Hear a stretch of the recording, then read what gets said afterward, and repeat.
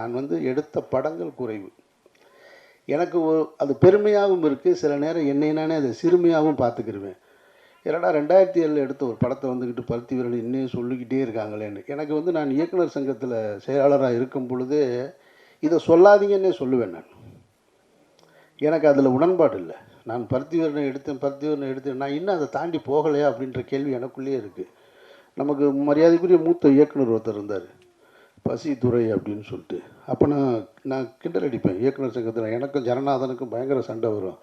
என்ன இப்போ பசி துரை ஆக்கணும்னு ட்ரை பண்ணுறீங்களா நீங்கள் அப்படிமே. நான் நின்றக்கூடாது, ஒரு படத்தோடு நின்றக்கூடாது. நான் கடைசி வரைக்கும் சினிமாவில் இருக்கணும்னு ஆசைப்படுறோம் ஒரு ஆள். பருத்தி வீரனுக்கு பின்னாடி நான் நிறைய பயணப்பட்டிருக்கேன், வேறு படங்கள் பண்ணியிருக்கேன்.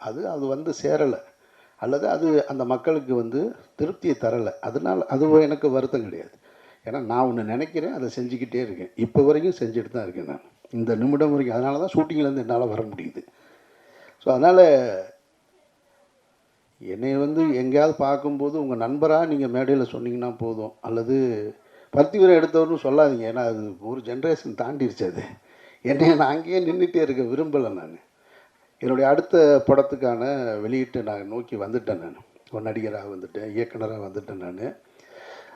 ஆனாலும் இதையெல்லாம் தாண்டி நான் அதை தினம் கேட்டுக்கிட்டு தான் இருக்கேன் நான். அப்போது அதுக்குள்ளே என்ன இருக்குன்னா, நாம் செஞ்ச ஒரு வேலை, நான் அதை தவிர்க்கணும்னு நினச்சாலும் அது என்னை தவிர்க்க முடியலை.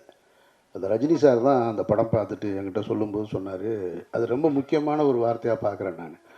நம்ம வந்து இப்போ கமல் சார்னா அவர் வந்து சினிமாவை வந்து ரொம்ப in and out, top to bottom தெரிஞ்சவர். ரஜினி சாருக்கு வந்து அந்த டெப்த்து தெரியாது, அவர் ஒரு கமர்ஷியல் நடிகர் தானே அப்படின்னு நம்ம நினச்சிட்டு இருந்தோம். ஆனால் ரஜினி சார் ஒரு வார்த்தை சொன்னார் படம் பார்த்துட்டு, ஃபோனில் என்கிட்ட பேசும்போது, அமீர் அது வந்து இது படம் கிடையாது, இது படம் இல்லை, அது ஒரு பாடம் அப்படின்னாரு. நான் உடனே அப்படியா சார் அப்படி, என்னோடய ரியாக்ஷன் அவ்வளோதான். அப்படியா சார், நான் உண்மையை சொல்கிறேன், சீரியஸாக சொல்கிறேன், நான் உண்மையை சொல்கிறேன். சரி சார் சார். அவருக்கு என்னென்னா என்னோடய ரியாக்ஷன் வந்து ரொம்ப கம்மியாக இருக்குன்னொடனே அவர் இவனுக்கு ஒரு அளவும் புரியலைன்னு திரும்ப சொல்லிகிட்டே இருக்கார். சார் ஓகே சார், ரொம்ப தேங்க்ஸ் சார் அப்படின்னு அவர் சொல்லிட்டு அடுத்த வார்த்தை சொன்னார். அமீர் நான் சொல்கிறேன், சினிமா நீங்கள் வேணான்னு சொன்னாலும் சினிமா உங்களை விடாது அப்படின்னு ஒரு வார்த்தை சொன்னார். இது 2007 எனக்கு சொன்னார்.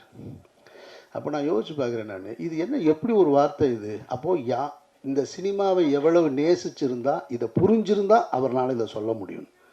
இப்போ உண்மையிலே நான் படம் அடுத்தடுத்து டைரக்ட் பண்ணுறது குறைஞ்சிட்டு தான் இருக்குது, ஆனாலும் சினிமாவுக்குள்ளே இருந்துக்கிட்டே இருக்கு.